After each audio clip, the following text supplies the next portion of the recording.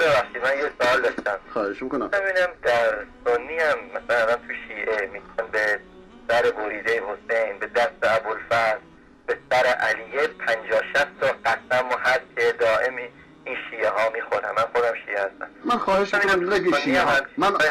دوست عزیز، من برای اینکه به شیعیان اهانت نشه من خواهش میکنم نگی شیعیان، بگیم خرافیان.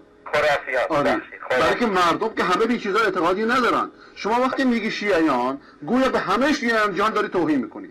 البته شما خودتون چون شیعه هستید ممکنه این حس نکنی، درسته؟ بله. ولی کسان دیگه ممکنه اینو ندونن. بفرمایید. بله همین سوال هایی بود. خواستم اینم در اهل تسنن هم این همه قسم دارن به سر بریده و به دست ابوالفضل. سوال خیلی جالبیه. ممکنه یه توضیح بدید؟ من گوش میکنم. سوالتون خیلی جالبه. من اصلا از این خاطر این سوال تشکر میکنم و این دلیل بر اینه که شما انسانی فهمیده هستید. چشم. سوال دیگه ندارید؟ نه متشکرم. یه سوال دیگه داشتم. بفرمایید. من زمانی که مدرسه میرفتم ما دائم مثلا میگم برای امتحان تو ایران من بودم دائم باید وصیت‌نامه امام خمینی رو حذف میکردیم که هنوز هم هست تو کتابا. خب ولی هیچ وقت این قرآن رو به من نمیگفتن. به تا آیه کوچولوش و بقیه‌اش مثلا ما اصلا نمیدونیم واقعا چیه. من اینجا که آدم اومده میبینه این یهودیا همه قشنگ تورات رو میدونن. آفرین. این بچه مسیحیا همه الان شما ازشون اوناشون که اهل کلیسا هستن قشنگ میدونن واقعا تو قسمتای همین انجیل چه چیزایی از دینشون خبر دارن. اصلا تو ایران نمیدونیم تو قرآن واقعا چیه. آفرین بر شما. آفرین. اگه ممکنه ایران یه توضیح بدید داستان این چه جوریه. خیلی ممنون. خواهش میکنم. زنده باشین. ممنون. خدا حافظ شما باشه. اولا سربریده که نه بلکه قسم به غیر از خدا شرکه. من کان حالفا فلیحلف بالله او لیصمت. کسی که میخواد قسم بخوره یا به خدا قسم بخوره یا ساکت بشه. در روایت دیگه هستش که قسم به غیر از خدا شرکه و شرک به خداست. برای این صفات مقدس در اسلام قدسیت از اون خداست و بس. نه به سر بریده ها. این انسان پرستی است، این شهید پرستی است، این مرده پرستی است، این قبر پرستی است. کسی که معنی پرستشو نمیدونه خب این عبادت ها رو نمیدونه دیگه چیه.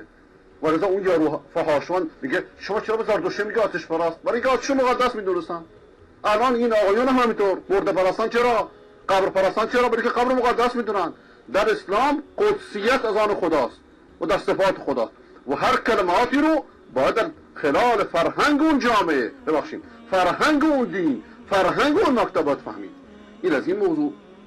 و وصیت‌نامه خمینی یک که اسمش الهی سیاسی گذاشتن، یکی از زشت ترین وصیت‌های تاریخ، پرکینه ترین وصیت‌های تاریخ و دروغگو ترین وصیت‌های تاریخه.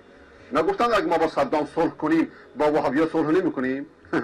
ولی عهد وهابی با کفشاش رفت پیش خمینی، پیش خامنه‌ای کفشاش هم در نیاورد و رفتش.